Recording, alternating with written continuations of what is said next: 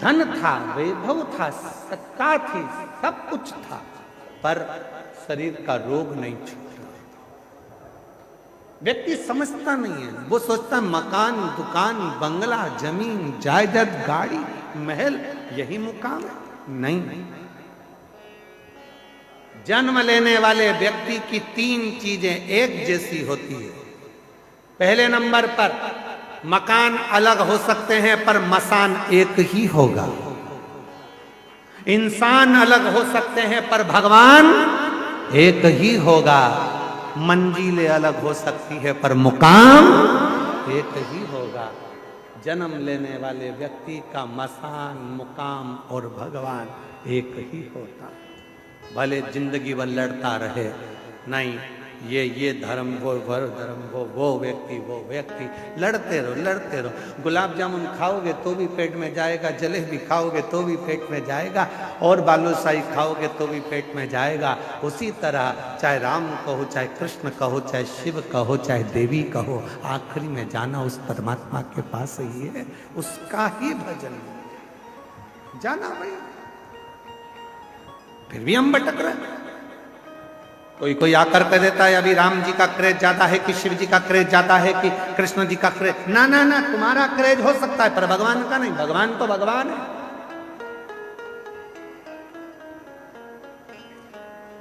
बस अंतर इतना है, सिग्नल मिलना चाहिए। पहले के समय में इतना बड़ा रेडियो होता था महाराज जी, और रेडियो में सिग्नल होता था। गांव के लोग उसको लेके जाते थे, यहाँ जाकर खड़े होकर सिग्नल मिलाते थे। यहाँ नहीं मिलता था तो वहां पहुंच जाते थे, सिग्नल मिलाते, फिर वहां पहुंच जाते थे। विविध भारती आ रहा है कि नहीं आ रहा, फिर चित्रहार आ रहा है कि नहीं आ रहा, सब दूर सिग्नल मिलाते थे। किसी का सिग्नल मेड़ पे मिल जाता था, किसी का सिग्नल पेड़ पे मिल जाता था, और किसी का सिग्नल घोड़े के ढेर पे मिल जाता था। सिग्नल तो मिलता था, बस सिग्नल मिला और वो वहीं पर रम गया। उसी तरह तुम कथा में जाते रहो, एक दिन सिग्नल मिल जाएगा तो वो भी तुम्हें अपना बना लेगा। सिग्नल मिलना चाहिए। सबके रेडियो चालू रखो, सबका मन परमात्मा मेरे भोलेनाथ से सिग्नल मिलाते, और किसी के चैनल चेंज करा करो। ओम नमः शिवाय, ओम नमः शिवाय, ओम नमः शिवाय, सिग्नल नहीं मिल रहा। नमः शिवाय, नमः शिवाय, सिग्नल नहीं मिल रहा। कभी कभी श्री शिवाय नमस्तुभ्यं थोड़ा टच हो रहा है, हल्की हल्की आवाज आ रही है, ऐसा लग रहा है मेरा भोलेनाथ अब मेरे दुख काटना प्रारंभ कर रहा है। सिग्नल मिल रहा है, सिग्नल। भले तुम पेड़ पे थे, चाहे घोड़े के ढेर पे थे, चाहे जमीन की मेड़ पे थे, सिग्नल तो सिग्नल है। तुम कहीं पर भी रहो, मेरा शंकर तुम्हें ढूंढ कर तुम्हें एक दिन राज सत्ता में, आनंद में, सुख में, प्रसन्नता में बिठा कर ही रहेगा। वो शिव सिग्नल।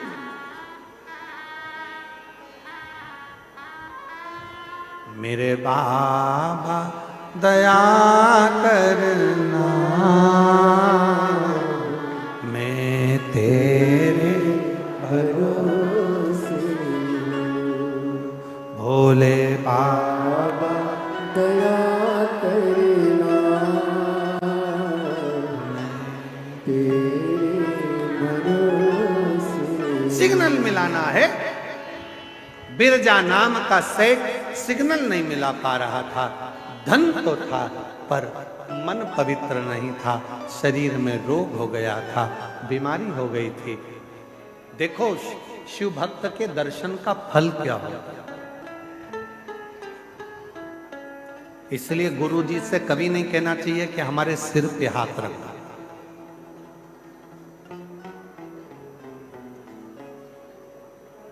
गुरु जी से तो कहो बस एक बार देख लो और हमारी जिंदगी को सुधार लो।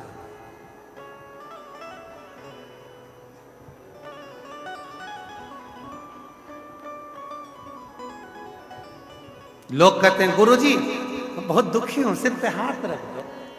अरे पागल हो गए हो। अब यहाँ सतुआ बाबा के शिविर में एक जगह पर डीपी लगी होगी, लाइट की डीपी, चारों तरफ से सेव करके रखी होगी, उसको कोई हाथ ना लगा ले। आप में से कितने लोग हैं जो रोज सुबह शाम डीपी को छूते हैं? खटका छूते हो, लाइट का। पंखा चालू करना है, बंद करना है, पंखा पर लाइट का कनेक्शन, वो डीपी, वो टावर, वो पावर, उसको कोई टच नहीं करता। पर ना जाने कहां से सुख चढ़ गया, हाथ लगा दो, डीपी से कनेक्शन जोड़ रहे हो, डायरेक्ट फाल्ट हो जाओ। सिर पे हाथ रख दो, बाबा जी हमारा कल्याण हो जाएगा। बाबा जी बोले दूर रे, डीपी से दूर, बल्ब शार्ट हो जाएगा, पंखा शार्ट हो जाएगा, दूर। पर ना जाने कौन सा शोक चढ़ा है, हाथ रख दो। और बाबा उन भी ऐसे हो गए, आजा बेटा, आजा आजा, और सिर पे हाथ रख, ना ना चलो दूर हटो, दूर हटो, चलो। इसलिए हमने तुमसे एक रिश्ता बनाया, बहन और जीजा जी का रिश्ता। ये मेरी जीजी, तुम मेरे जीजा। दोनों रिश्ते ऐसे हैं कि दोनों में तुम हमारे पांव नहीं पड़ोगे, हम तुम्हारे पड़ेंगे। दोनों रिश्ते ऐसे, तुम हमारे पांव मत पड़ना, हम तुम्हारे पड़ेंगे। जीजी की शादी करेंगे तो जीजी के भी पड़ेंगे और जीजा के भी पड़ेंगे। और जिस दिन जीजा ने हरकत करी तो सिर भी पड़ सकते हैं, पांव की जगह। ये तो रिश्ता हम निभाएं तुमसे, तुम मत पांव पड़ो, थोड़ा दूर रहो। लाइट कनेक्शन से थोड़ी दूरी बनाओ। पहले के संत, साधु, गुरुजन, तपस्वी जन, साधक, उपासक थोड़ी दूरी बनाते थे। भैया मेरे को छूना नहीं, है भैया पाँव मत पड़ना, है भैया नमन करो, दूर से करो, छूना नहीं। हम डीपी के कनेक्शन के पास मत। इसलिए कोई सदगुरु, कोई शंकर का भक्त, कोई शिव का परम उपासक जब तुम्हें मिले तो उससे कहना, बस एक नजर कृपा की कर दो भोले भंडारी, निर्धन की झोली भर दो भोले भंडारी। केवल एक बार देख लो बाबा, उतने में मेरा दुख कटना प्रारंभ हो जाएगा। मुझे हाथ नहीं रखवाना, केवल देख, केवल केवल। ये तुम्हारे बीच में तुम लोग जम जम के चिल्लाते हो ना, नई नई डिजाइन में, हार हार। हमें सब मालूम है तुम क्यों चिल्लाते हो, कि एक बार देखे तो, एक बार देखे तो। बहुत चतुर हो तुम, ए उत्तर प्रदेश वालों, बहुत चतुर।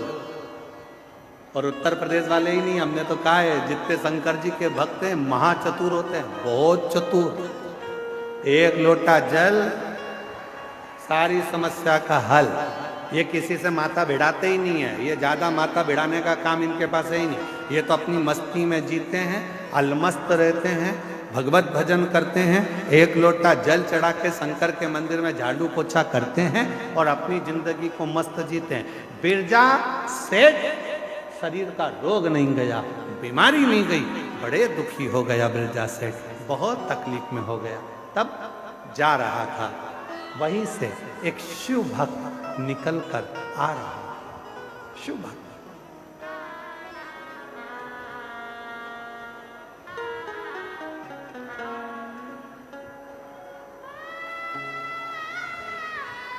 एक शिव भक्त निकल कर आ रहा है और बिरजा सेठ सामने से आ रहा है। निकलते निकलते सामने से एक शंकर का भक्त शिव जी की आराधना कर कर, साधना कर कर, भजन कर कर आ रहा था। सेठ जी ने उस व्यक्ति का दर्शन कर लिया, दर्शन कर लिया और जैसे वहां से आगे बढ़ा, थोड़ा आगे जाने पर उसको पर्वत मुनि अपना रूप बदलकर पृथ्वी पर भगवत भजन कर रहे थे। वो पर्वत मुनि को देख लिया, पहचानता नहीं था कि ये कौन से मुनि है, पहचानता नहीं, जानता नहीं कौन से मुनि है, ये नहीं। पर्वत मुनि को देखा, ना नाम जानता था ना स्वरूप जानता था, केवल मुनि के वेश में थे। जाकर प्रार्थना करी, बाबा देखो शिव भक्त का दर्शन हुआ तो पर्वत मुनि मिल गए, पर्वत मुनि के पास जाकर बोला, बाबा जी मेरे शरीर में एक रोग हो गया है, मेरी बीमारी खत्म नहीं हो रही है, बाबा जी कुछ करुणा कर दीजिए। पर्वत मुनि ने कहा, भैया शंकर जी के एक परम भक्त हैं जिनका नाम है तुमरुका जी। शिव जी के परम भक्त हैं तुमरुका, शंकर जी के एक परम भक्त हैं तुमरुका जी।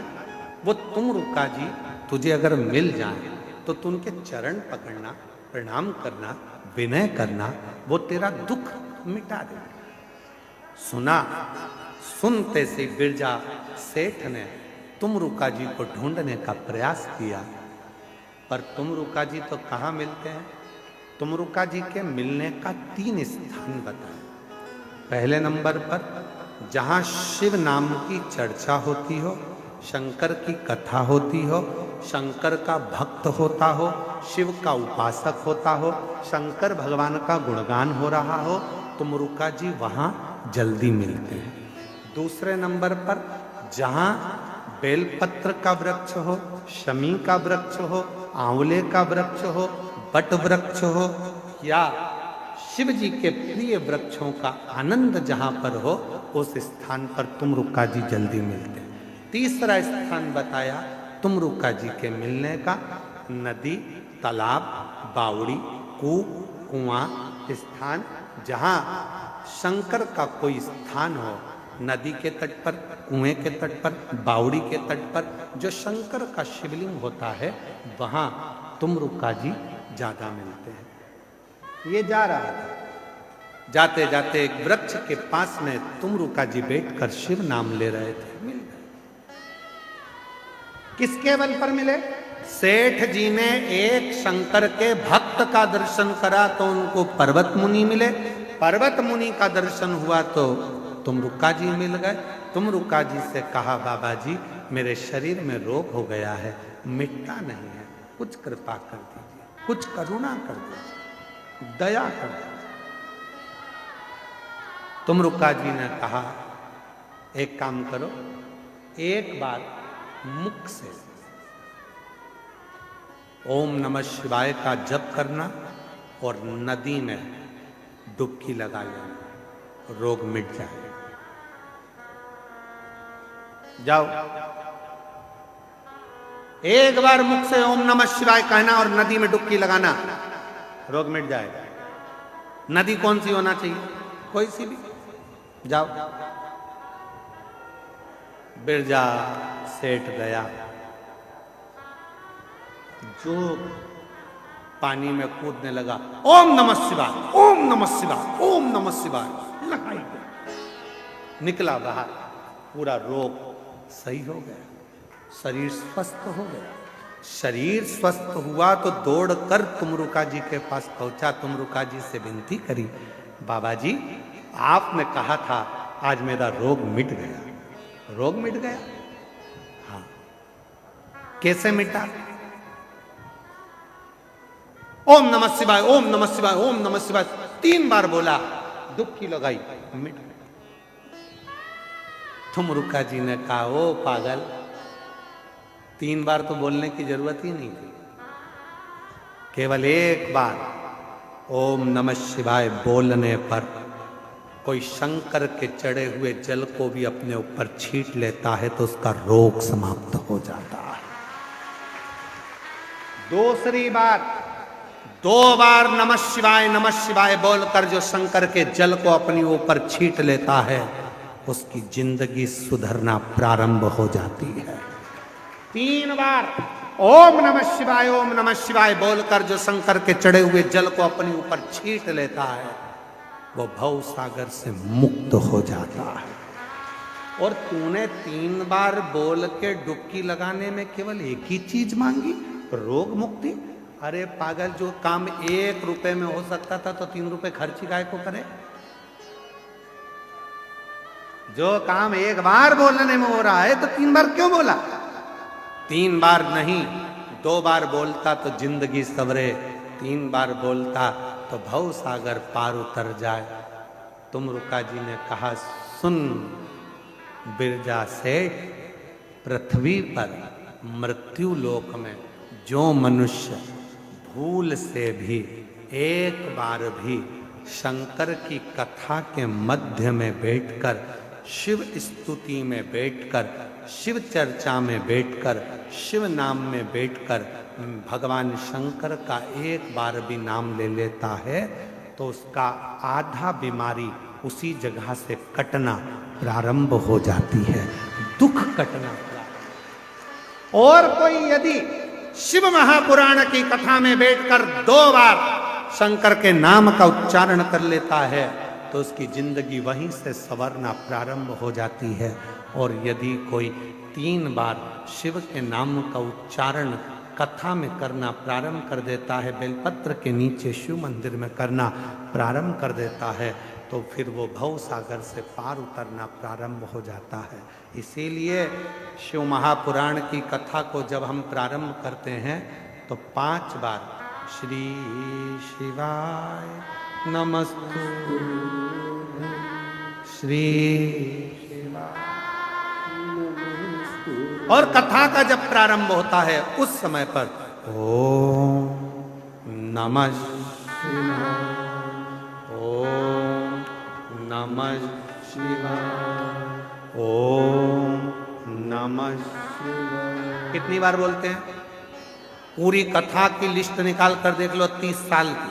30 साल की लिस्ट में आपको जो भी मिलेगा वो 3 बार ओम नमः शिवाय, ओम नमः शिवाय, ओम नमः शिवाय 3 बार बोलने के बाद फिर रुक जाते हैं, फिर वापिस 3 बार बोलते हैं, फिर रुक जाते हैं, फिर 3 बार बोलते हैं। पर 3 को ही हम समेट कर चले। त्रिगुणाकार, त्रिकालदर्शी, त्रिनेत्रधारी, त्रिपुंडधारी का नाम उच्चारण और फिर निवेदन करें। यदि कोई व्यक्ति कहता है कि गुरुजी मेरा ये काम नहीं हो रहा, मुझे इस काम में सफलता नहीं मिल रही, मेरी गवर्नमेंट जॉब नहीं लग रही, मेरे साथ में ये प्रॉब्लम खड़ी हो गई, वो प्रॉब्लम का हल नहीं हो रहा, हम तुमको 3 स्थान देते हैं, उस जगह पर तुम 3 बार 3 बेलपत्र रखकर भगवान के नाम का उच्चारण कर शिव को चढ़ाना प्रारंभ करो। पहला, कुआं, बावड़ी, तालाब, नदी, सरोवर, कोई भी स्थान के किनारे पर बैठकर 3 बार पंचाक्षर मंत्र या षडाक्षर मंत्र ओम नमः शिवाय,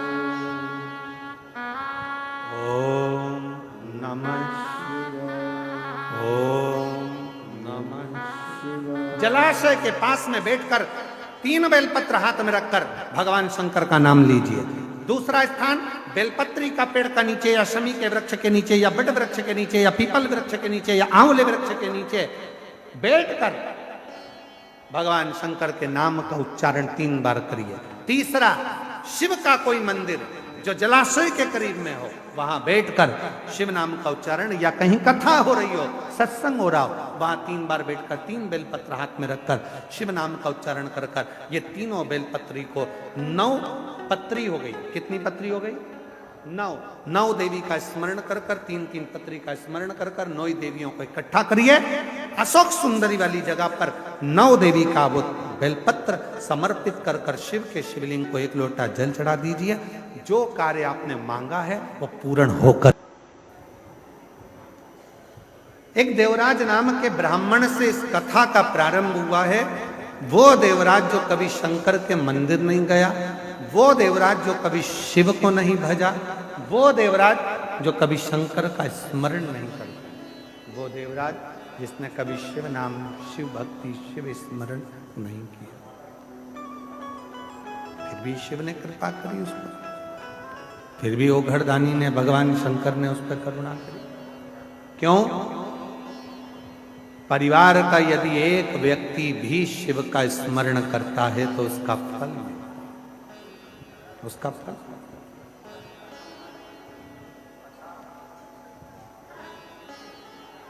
आप लोगों को मालूम है कि नहीं मालूम, हमको नहीं पता। हमारे मध्य प्रदेश में एक नियम था, पुराने समय में जब कोई तीर्थ कर आता था तो तीर्थ कर जब वो आता था तो उसके चेहरे का दर्शन करने के लिए हमारा पूरा मोहल्ला, पूरा गांव एकत्रित होता था। क्यों? उसने जिन नेत्रों से बद्रीनाथ का दर्शन किया, उन्होंने जिन नेत्रों से द्वारका नाथ का दर्शन किया, उन्होंने जिन नेत्रों से जगन्नाथ का दर्शन किया, उन नेत्रों से जिसने रामेश्वरम का दर्शन किया, त्रिवेणी का स्नान किया, उसके नेत्रों के द्वारा यदि हम सामने खड़े हो गए और वो दृष्टि हम पर पड़ गई तो हम भी सिद्ध हो जाएंगे, चाहे हम तीर्थ गए। इतना फल है तीर्थ जाने वाले के आकर दर्शन करने का, इतना फल प्राप्त हुआ, इतना फल।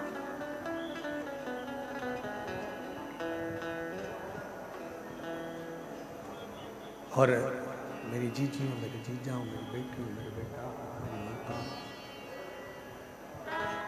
मेरे बुजुर्ग माता पिता,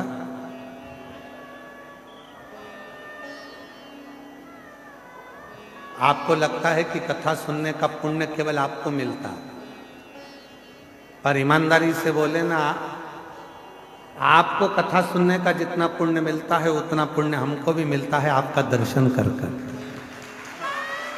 आपका दर्शन कर कर। आपके भीतर जो शंकर भगवान की अविरल भक्ति विराजमान है, ना आप गादी देखते हो, ना चादर देखते हो, ना ठंड देखते हो, ना गर्मी देखते हो, ना बारिश देखते हो, बस उसके भरोसे आश्रित होकर कथा सुनने के लिए चल देते हो, बैठ जाते हो। भोजन मिला तो ठीक, ना मिला तो ठीक, आया तो ठीक, ना आया तो ठीक, नहीं तो कथा तो सुन।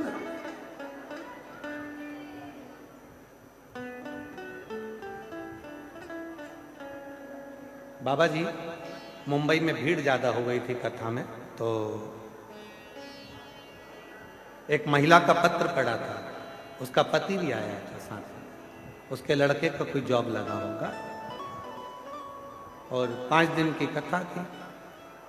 भीड़ ज्यादा हो गई और वो दोनों जब मंच पर आए तो उन्होंने कहा, गुरुजी हम बेलपत्र कल ले लें तो? हमने पूछा क्यों? कहा हम 4 दिन से नहाए नहीं। तो हमने पूछा क्यों? तो कहा नहाने जाते और जगह चली जाती तो, इसलिए हम नहाने भी नहीं। हमने कहा ये बेलपत्र तुम साथ में रखो, बिना नहाए भी पवित्र हो, दिल साफ हो, जाओ ले जाओ इस बेलपत्र। जगह संभालना है, हमें कथा श्रवण करना है। कथा कल हमारे बाबा जी कर रहे थे, रमणी कुटी वाले महाराज जी, कल बाबा जी कर रहे थे, 3 दिन पहले से श्री शिवाय नमस्तुभ्यम चालू हो गया है। 3 दिन पहले से लोग यहाँ वहाँ जगह वगह संभालने के लिए चालू हो गए और लोगों ने अपना अपना स्थान संभालना प्रारंभ कर दिया था कि कथा होगी, मिलेगी, आनंद से कथा सुनना है, श्रवण करना है।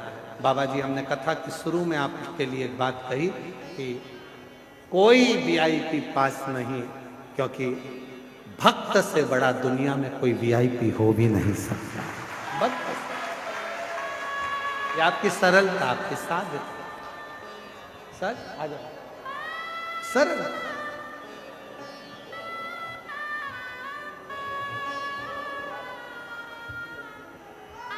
बधाई आपको, बहुत बधाई। एक आपकी बेटी को दो, इसको पोता अच्छा करेगा।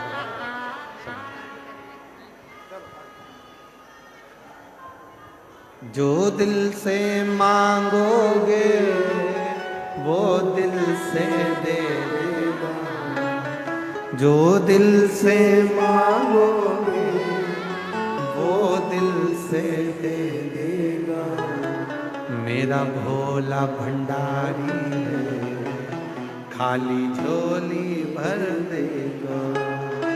मेरा भोला भंडारी है, खाली झोली भर देगा।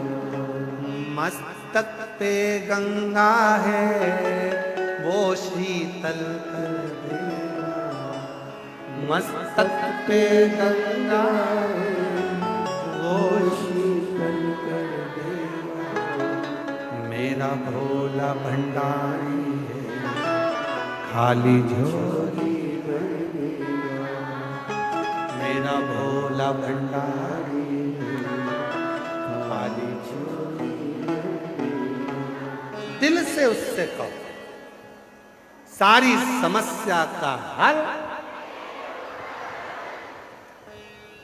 एक लोटा जल सब समस्या का निवारण कर दे।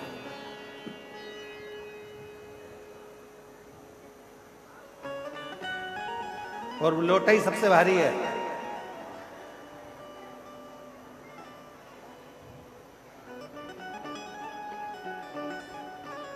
सबसे भारी।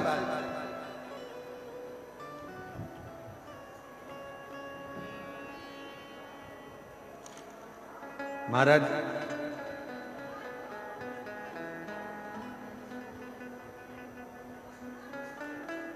शिव नाम में तो वो बल है, जब आप एक बार दिल से पुकारते हो तो बाबा आपके भंडार भरना, आपके दुख मिटाना प्रारंभ कर देता है।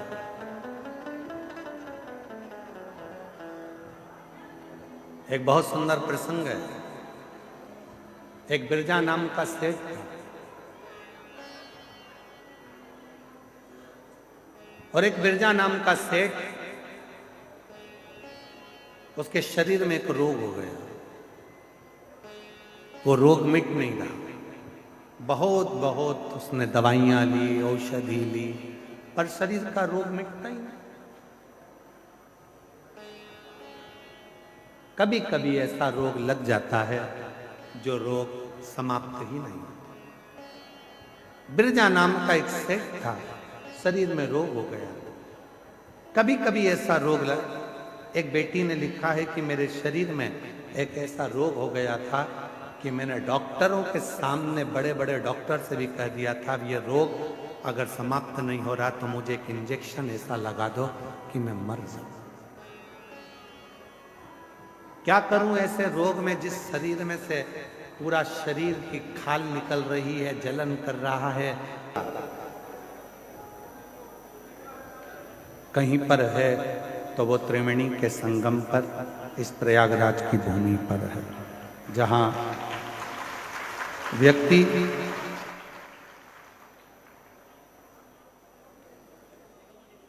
भक्ति को भी प्राप्त करता है,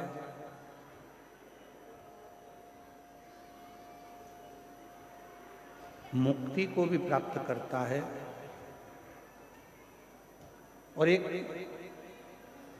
अलग से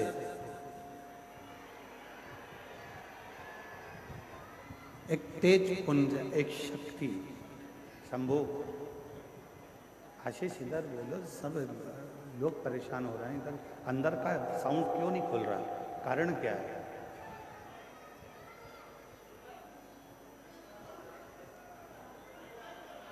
इस त्रिवेणी के एलईडी वालों से निवेदन है, कृपया एलईडियां चालू करें।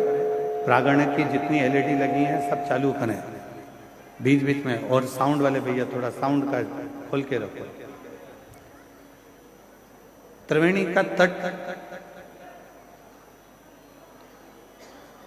एक अलग से ऊर्जा प्रदान करता है। त्रिवेणी का तट एक अलग से बल प्रदान करता है। और हम फिर निवेदन करेंगे कि सारी दुनिया में आप शिव महापुराण की कथा को श्रवण करते हो, और यदि त्रिवेणी के घाट पर बैठकर ये कथा सुनते हो तो तीन चीजें तो मेरा त्रिगुणाकार, त्रिकालदर्शी, त्रिनेत्रधारी, त्रिपुंडधारी, त्रिशूलधारी और त्रिनेत्रधारी भगवान आपको दे ही देगा। बोल बम का नारा है, सारी समस्या का हल श्री शिवाय। त्रिवेणी के संगम पर त्रिकालदर्शी, त्रिनेत्रधारी, त्रिपुंडधारी, त्रिशूलधारी, त्रिलोकी के नाथ देवाधिदेव महादेव की कथा सुनकर हम भी यहां से तीन चीजें लेकर जाएंगे। एक लेकर जाएंगे मन की शांति, दूसरे नंबर पर लेकर जाएंगे हम मन की शीतलता, और तीसरे नंबर पर लेकर जाएंगे हम अच्छे विचार, अच्छी सोच, अच्छी बुद्धि।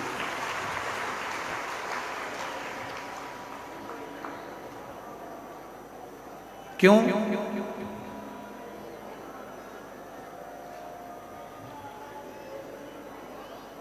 आपकी जेब में जो पैसा रखा हुआ है उसके बहुत सारे बाटेदार हैं।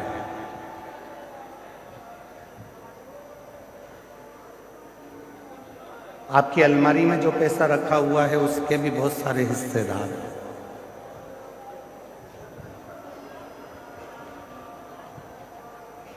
आपके बैंक में जो पैसा रखा हुआ है उसके भी बहुत सारे हिस्सेदार हैं।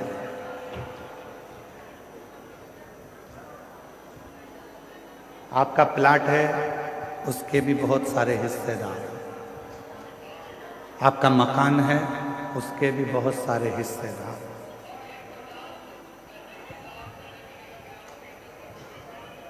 आपकी जमीन के, आपकी प्रॉपर्टी के, आपके धन के,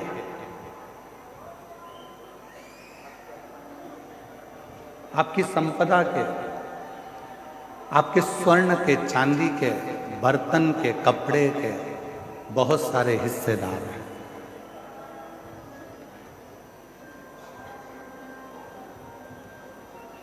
जितना भी आपके पास में धन है उसके ढेरों हिस्सेदार होंगे, पर एक धन हमारा खुद का होता है जिसका कोई हिस्सेदार नहीं होता।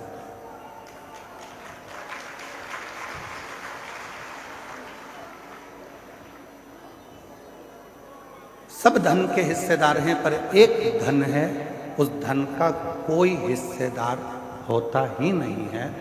वो धन है आपका दुख, आपकी तकलीफ, आपका कष्ट, आपकी बीमारी, आपका रोग। वो धन एक ऐसा धन है जिसका कोई भी हिस्सेदार नहीं बनता।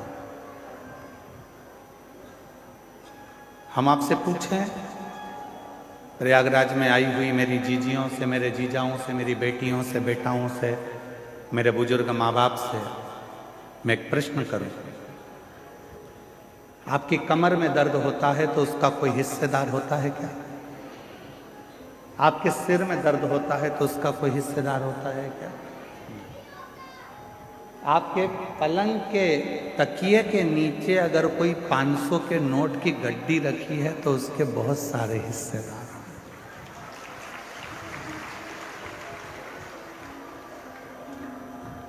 उसके हिस्सेदार हो सकते हैं,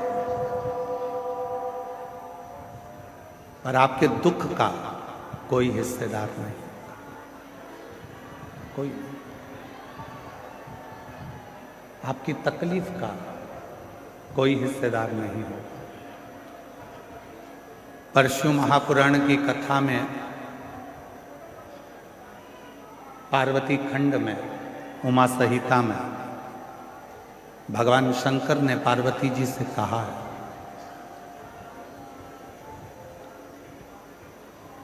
कि दुनिया के लोगों के धन के हिस्सेदार बहुत होंगे, दुनिया के लोगों की प्रॉपर्टी के हिस्सेदार बहुत होंगे, दुनिया के लोगों की संपदा के हिस्सेदार बहुत होंगे, पर पार्वती जो मेरे शिवलिंग पर एक लोटा जल समर्पित करता है उसका दुख का कोई हिस्सेदार नहीं होता, पर जब वो पवित्र मन से मेरे ऊपर एक लोटा जल समर्पित करता है तो उसका दुख का हिस्सेदार मैं स्वयं। उसके दुख का कोई हिस्सेदार होगा तो वो शिव होगा।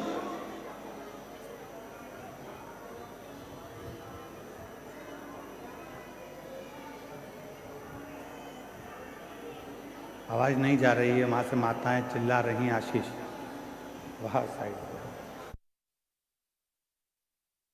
उनके दुख का हिस्सेदार मैं स्वयं हूं।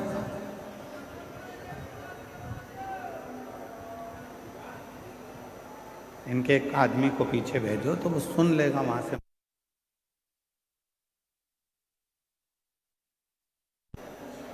दुख का हिस्सेदार शिव कह रहे हैं कि जब कोई एक लोटा जल समर्पित करता है, जब कोई एक लोटा जल मुझे देता है, तो वो जब दुखी होता है तो उसके दुख का निवारण करने के लिए मैं स्वयं उसके दरवाजे पर पहुंचकर उसके दुख को काट देता हूं। उसके दुख को समाप्त करने की जवाबदारी मेरी हो जाती है। उसकी तकलीफों को समाप्त करने की जवाबदारी मेरी हो जाती है।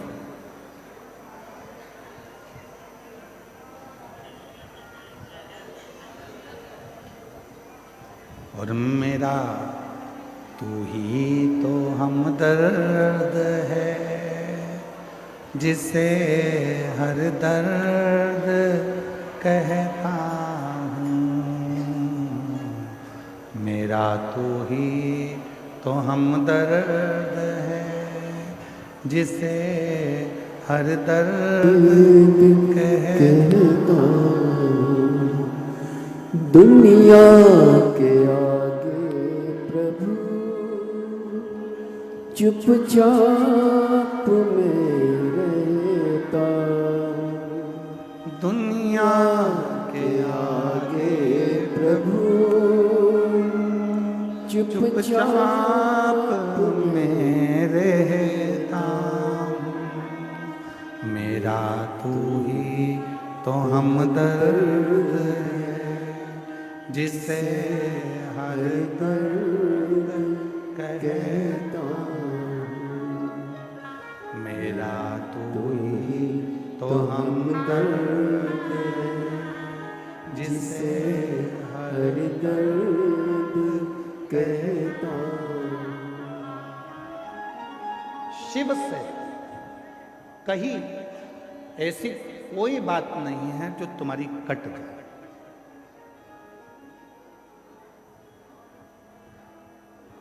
शिव जी से करी हुई प्रार्थना ऐसी कोई नहीं है जो तुम्हारी प्रार्थना को शिव स्वीकार ना करे, शंकर स्वीकार ना करे।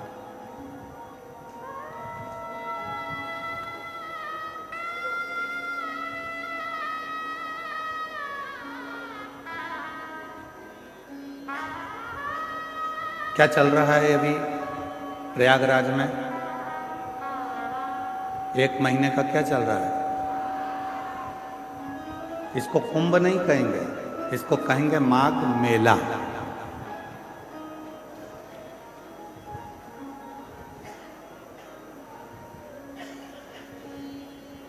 रामचरितमानस में भी इसका वर्णन है। संत आते हैं, निवास करते हैं, 1 महीना रुककर सत्संग करते हैं और फिर चले जाते हैं।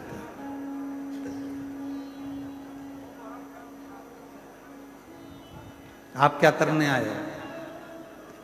2 तरह के संत होते हैं, एक ठेठ का, दूसरा पेट का। जो ठेठ का संत होता है वो एकांत में छिपकर भगवान का भजन करता है, और जो पेट का संत होता है वो छपाकर खाकर अपना गुणगान करता है। 2 तरह के।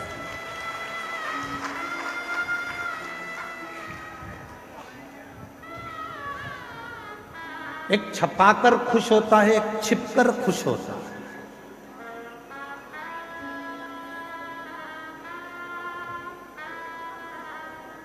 ठेठ का जो संत होता है, जो ठेठ का संत है, वो एकांत में बैठेगा, एकांत में भोजन करेगा, एकांत में भजन करेगा, एकांत में भगवान की भक्ति करेगा। इसलिए जितने कल्पवासी हैं जो यहाँ कल्पवास करने के लिए आए हैं, वो ये नहीं देखते कि मेरे कमरे में जिस टेंट में मैं रह रही हूँ उस टेंट में हीटर लगा है कि नहीं लगा। जो कल्पवास करने वाले हैं वो ये नहीं देखते कि मेरे टेंट के अंदर अच्छी व्यवस्था है कि नहीं।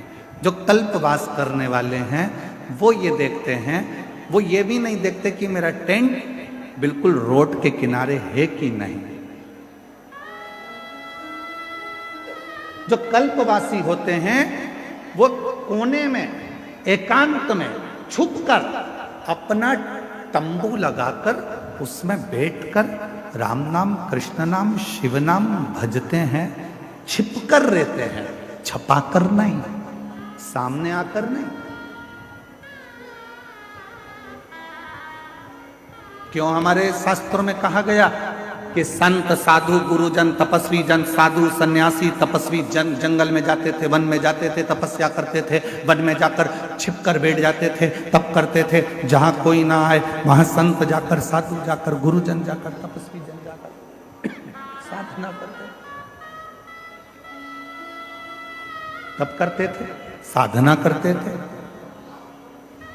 तो क्या पहले के संत शहर में जाकर तप नहीं कर सकते थे जिससे लोग हमको देखें? क्या पहले के संत शहर में पहुंचकर क्या अपना प्रचार करने का प्रयास नहीं कर सकते थे कि हमको देखें लोग, हम इतनी साधना कर रहे हैं, हम इतना तप कर रहे हैं, हम इतना व्रत कर रहे हैं, लोग हमको देखें, सोशल मीडिया पे डालें, लोग हमको पहचानो? क्या पहले के संत शहर में जाकर तप कर कर दुनिया को नहीं दिखा सकते थे? पर उनको मालूम है छपाकर सामने आकर यदि भगवान को पाने का प्रयास करूंगा तो मेरा भोले भंडारी कभी नहीं मिलेगा। छिपकर एकांत में बैठकर चुपचाप से जाकर एक लोटा जल चढ़ाकर अपने जीवन को सार्थक कर लूंगा तो मेरा कुबेर भंडारी मिल गया, शिव मिल गया।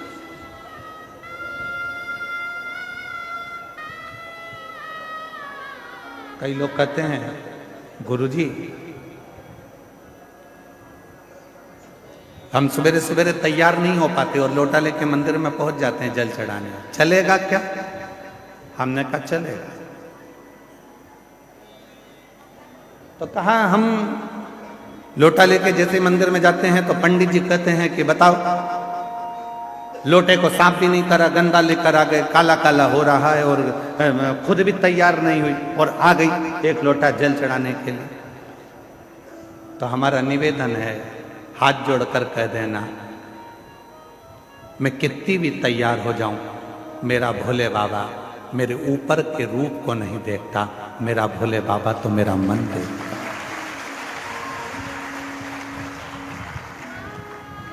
मेरा शिव, मेरा शंकर, मेरा ओघड़दानी कभी ऊपर का रूप देखा ही नहीं।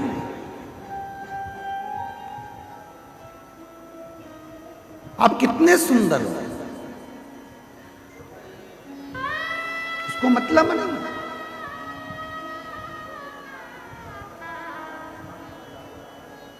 वो नहीं देखे। तुम्हारी जितनी भी डिग्रियां हैं ना, इंजीनियर की, डॉक्टर की, कलेक्टर की, आईजी की, डीआईजी की, कमिश्नर की, पुलिस की, इंजीनियर की, तुम्हारी जितनी डिग्रियां हैं सारी डिग्रियां केवल पृथ्वी पर देखी जाएगी। वहां तो केवल एक डिग्री देखी जाएगी, तूने पृथ्वी पर जाकर पुण्य कितना करा, सत्कर्म कितना किया, भजन कितना किया, नाम जाप कितना किया, स्मरण कितना किया, कीर्तन कितना किया, मंत्र जाप कितना किया, वो डिग्री उस परमात्मा के यहां देखी।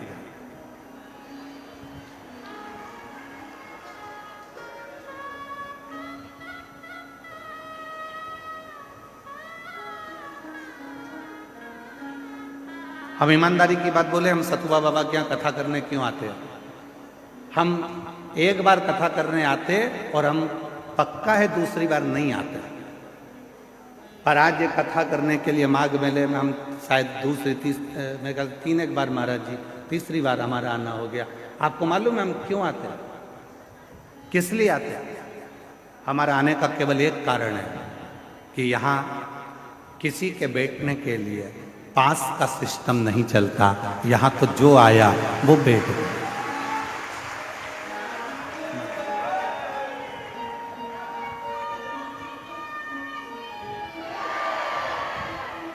यहाँ हमारा आने का केवल एक कारण है कि यहाँ बहुत सारे बैरिकेड बनाकर ये नहीं कि जिसने धन दिया वो आगे बैठेगा, जिसने कम दिया वो राइट में बैठेगा, और कम दिया तो वो लेफ्ट में बैठेगा। यहाँ तो महाराज जी की इस सतुआ बाबा जी के शिविर में कथा हो रही है, और मैं सतुआ बाबा जी संतोषाचार्य महाराज जी को, जगत गुरु संतोषाचार्य जी महाराज जी को धन्यवाद दूंगा कि उन्होंने चारों तरफ की टीनों को, जो चारों तरफ से बैरिकेड लगे थे, टीन लगी हुई थी, पंडाल एक अंदर की ओर यह आश्रम था, उन्होंने सब दूर की टीन को उखड़वा दिया और कह दिया जहां तक लोग बैठ सके उनको बैठ। यहां धन की मूलता नहीं देखी गई कि तुमने पैसा दिया तो तुम आगे आकर बैठोगे, तुमने धन दिया तो तुम आगे आकर बैठोगे। यहाँ कोई बैरिकेड की सुविधा नहीं होती है, यहाँ पर कोई अलग से स्थान नहीं बनता कि तुम्हारे गले में पास दिया जाए और तुम पास लेकर फिर इस कथा में जाकर बैठो।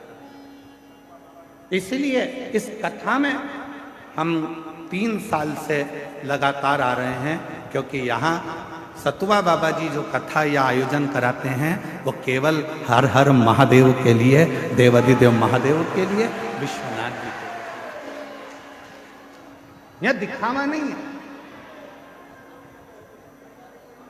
यह दिखावे के लिए कोई कथा या सत्संग या संकीर्तन नहीं है।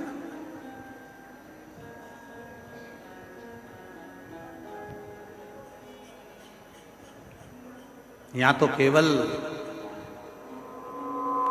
आपकी अविरल भक्ति, आपका भजन, स्मरण, कीर्तन और मंत्र,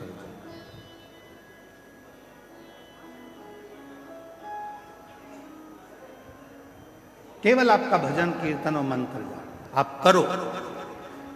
5 दिन आप और हम हैं, निवेदन है इन 5 दिन में सतुआ बाबा जी के शिविर में आप जितनी देर बैठकर भजन कर सकते हैं उतना भजन करें। त्रिवेणी के संगम पर बैठकर जितना स्मरण कर सकते हैं करें। त्रिवेणी जितना करना,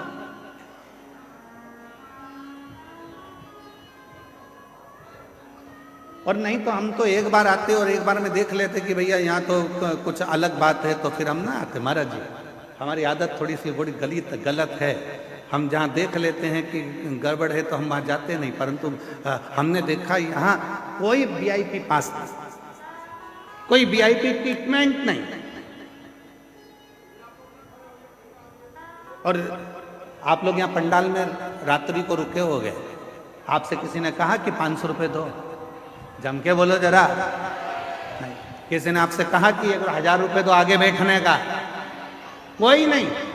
इसीलिए हमारा मन सतुआ बाबा जी के इस शिविर की ओर हर साल खींच कर लेकर आ जाता है और यहाँ कथा करवाता है। महाराज जी ये भाव आप, और मैं आपको इस चीज के लिए धन्यवाद दूंगा, जितनी सरलता आप में इतने वर्षों में हम दर्शन कर रहे हैं, आपकी ये सरलता पूरी जिंदगी भर रहे और आपका स्नेह सत्कार, ये अविरल भक्ति, इसको भक्ति कहते हैं, इसको विश्वास कहते हैं, इसको भरोसा कहते हैं, दृढ़ता। शिव क्या है? मेरे शंकर भगवान के यहां पर भगवान नारायण भी अगर आए हैं तो शिव जी के सम्मुख में आकर खड़े होकर लक्ष्मी जी भगवान नारायण से कहती हैं कि आप भगवान शंकर को कुछ देकर प्रसन्न कर लीजिए।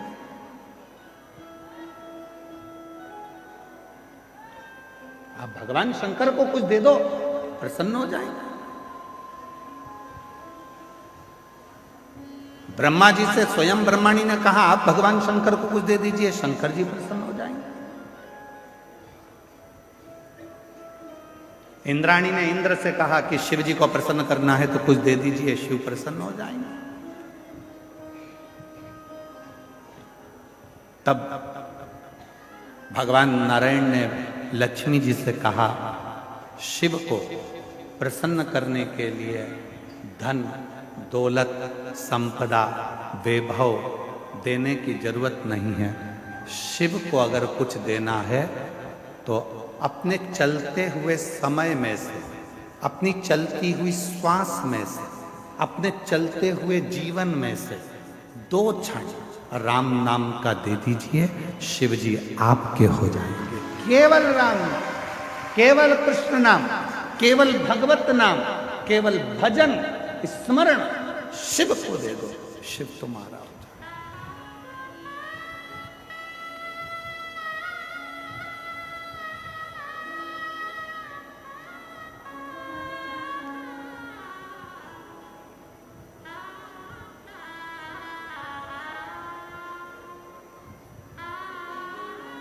आज घूमने के लिए जाऊंगा सतुआ बाबा जी आपके साथ में, मन है मेरा।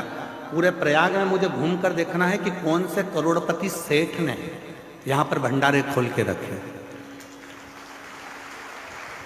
मुझे पूरे माघ मेले में देखना है कि कौन से करोड़पति सेठ ने भंडारे खोल के रखे हैं।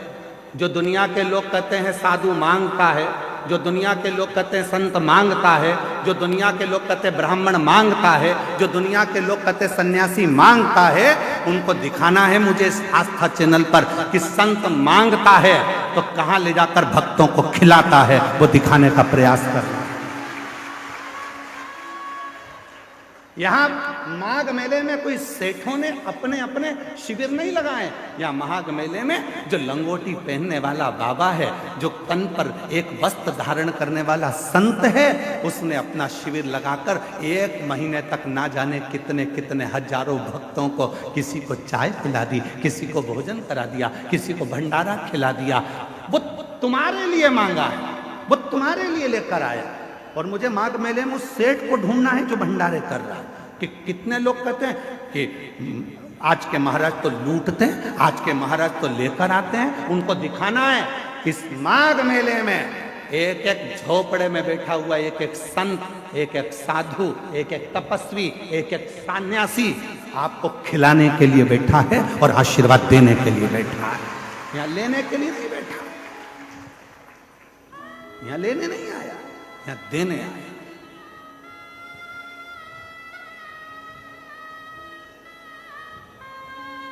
और कोई कोई कहते हैं बाबाओं के पास इतना माल कहां से आता है, क्योंकि बाबाओं के पास एक काम है, बाबा जितना देता है उतना ऊपर वाला उसको देता है। तुम देना चालू करो, बाबा जैसा तुम्हें भी देना चालू कर देगा।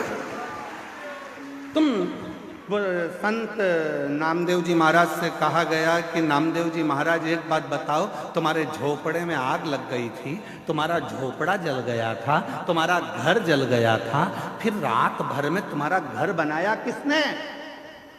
तो एक काम करो, नामदेव जी ने कहा मेरे रिश्तेदार आए थे उन्होंने बना दिया, तो हमारा भी घर बनवा दो तुम्हारे रिश्तेदार से। तो नामदेव जी ने कहा लगाओ आग अपने घर में, तुम अपने घर में आग लगाओ, वो बना कर जाएगा। तुम भी तो एक बार लुटाना प्रारंभ करो, देना प्रारंभ करो। जब दोनों हाथ से तुम देना प्रारंभ करोगे तो हजारों हाथ से वो देना तुम्हें प्रारंभ कर देगा। तुम देव तो शिव ओघड़दानी है। लक्ष्मी जी कह रही हैं भगवान नारायण से कि शंकर जी को कुछ दे दो, शंकर जी आपको मिल लेंगे। ब्रह्माणी ब्रह्मा जी से कह रही हैं कि शिव जी को आप कुछ दे दो, शिव जी आप पे करुणा कर दो। इंद्राणी इंद्र से कह रही है कि आप शिव जी को कुछ दे दो। तब भगवान नारायण ने कहा शंकर भगवान को कुछ नहीं चाहिए, शिव जी तो केवल आपसे राम नाम मांगते हैं। जो राम नाम दे देता है शिव उसके पीछे पीछे चलना प्रारंभ कर देते हैं और शिव उस पर करुणा करना प्रारंभ।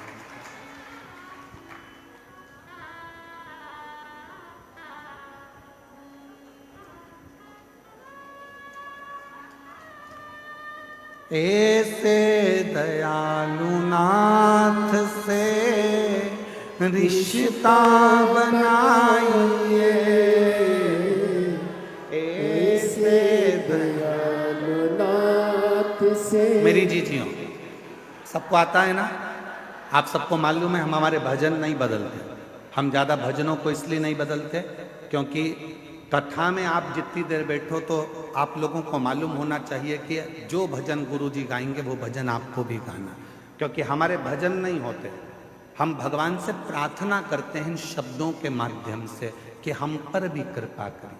तो आपको भी अपनी वाणी में बोलना है साथ साथ, ऐसे दयालु नाथ से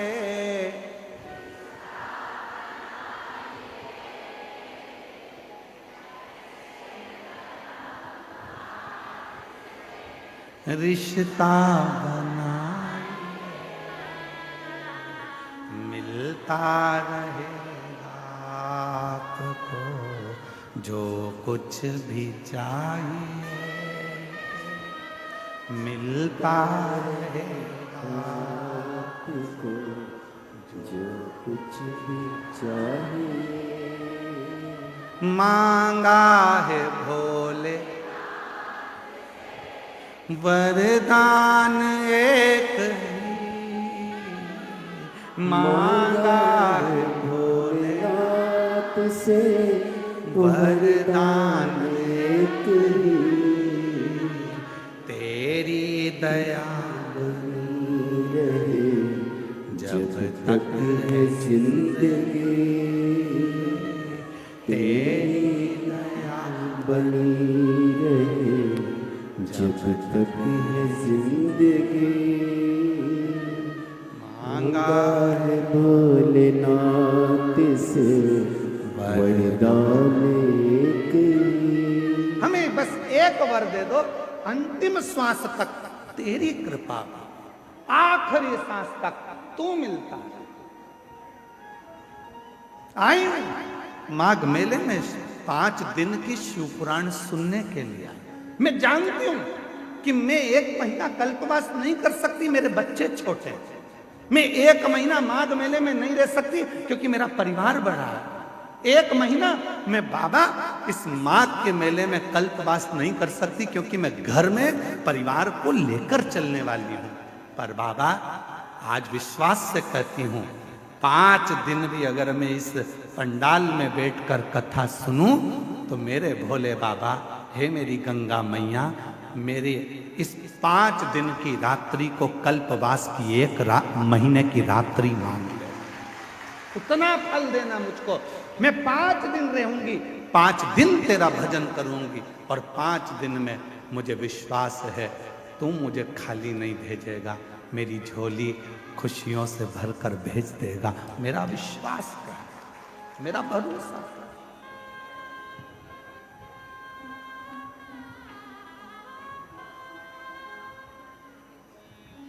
एक माँ ने अपना पत्र लानी, कुबेरेश्वर महादेव तुम्हारी झोली भरने के लिए आया है और भरकर जाएगा, इस विश्वास के साथ कथा को श्रवण दे देगा। क्या ना देगा? किसकी सामर्थ्यता होगी? ये पत्र में लिख रही है वो बहन कि 15 दिन नहीं लगे और 15 दिन में मेरे लाखों लाखों का कर्जा चुका दिया। किसकी सामर्थ्यता होगी? कौन दे देगा लाखा? कौन सामर्थ्यता? उस परमात्मा की कृपा होगी।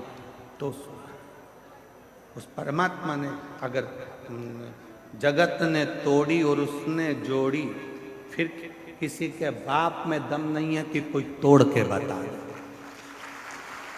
किसी के बाप में दम हो तो तोड़ के बता दे, जब वो जोड़ता है तो कोई नहीं तोड़ता। और हम और आप सब उलझनों में फंसे हुए विचार कर रहे हैं कि भाई कोई मिलेगा और कुछ दे देगा। ना ना ना, हम तो यहां तक कहेंगे, ए मेरी जीजियों, ए मेरे जीजाओं, बेटियों बेटाओं, मेरे बुजुर्ग माँ बाप, याद रखना, माघ मेले में अगर तुम्हें पड़ा हुआ किसी का मोबाइल भी मिल जाए, किसी की सोने की रकम भी मिल जाए, तो उस पर अपना हक मत बताना। ना जाने वो मोबाइल और सोने की रकम तेरे घर में जाकर कितना उपद्रव मचाएगी और ना जाने तेरे घर को कितना बर्बाद कर देगी, कोई भरोसा नहीं। यहां सोने की रकम ढूंढने मत आना। यहां कई लोग होते हैं, गंगा का पानी उतरता है तो चुंबक को डाल डालकर उसमें से सोने चांदी के सिक्के ढूंढा करते हैं। अरे धिक्कार है जो गंगा का पानी उतरने पर तुम सोने और चांदी के सिक्के ढूंढते हो। गंगा का पानी उतरने पर तुम उस मिट्टी में महादेव को ढूंढने का प्रयास करना, तो शायद तुम्हारी जिंदगी संवर जाए, शायद तुम्हारी जिंदगी संवर जाए। शिव महापुराण की कथा कहती है, जिस तालाब का जल कम होता है, जिस कुएं का जल कम होता है, जिस नदी का जल कम होता है, जिस सरोवर का जल कम होता है, वहां की मिट्टी को लाकर जब पार्थिव लिंग का निर्माण कर कर पूजन किया जाता है, तो तो उस नदी का जल स्तर जितना बड़ा होता है, उस नदी में जितना पानी पहले भरा होता है, उतना भंडार भोलेनाथ उसके घर में भरना चालू कर देते हैं। ये हमारा शास्त्र प्रमाण है। शिव को बनाने के लिए उसमें से मिट्टी ढूंढो, और तुम क्या ढूंढ रहे हो? चुम्बक डाल के पैसा, चुम्बक डाल के सिक्का, और लगे कितने हाथ में? 100, 200, 500, 1000, 2000, 1 लाख, 1.5 लाख रुपए हाथ में लगे होंगे। इससे ज्यादा क्या लगेंगे? 2 लाख लगे होंगे, इससे ज्यादा क्या लगेंगे? पर यदि उसमें से जब नदी का स्तर नीचे जा रहा था, कुएं का पानी कम हो रहा था, तालाब का पानी कम हो रहा था, जलाशय का पानी कम हो रहा था, उस समय पर वहां की मिट्टी को लाकर पार्थिव का निर्माण करते, शिवलिंग बनाकर उसकी पूजन कर कर विसर्जन कर देते, तो नदी पूर्व में जितनी भरी हुई थी उतना भंडार मेरा भोलेनाथ तेरे घर का भर देते। ये हमारा शास्त्र का है।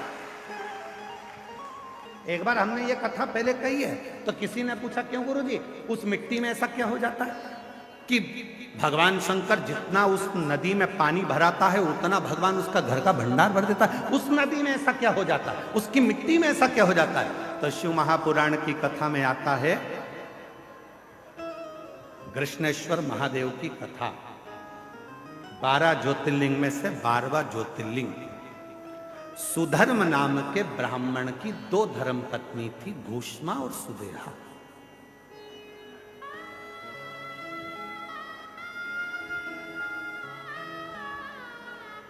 आप लोगों के मन में भी संशय होगा कि नदी का पानी उतरता है तो उसकी मिट्टी का शिवलिंग क्यों बनाया जाता है?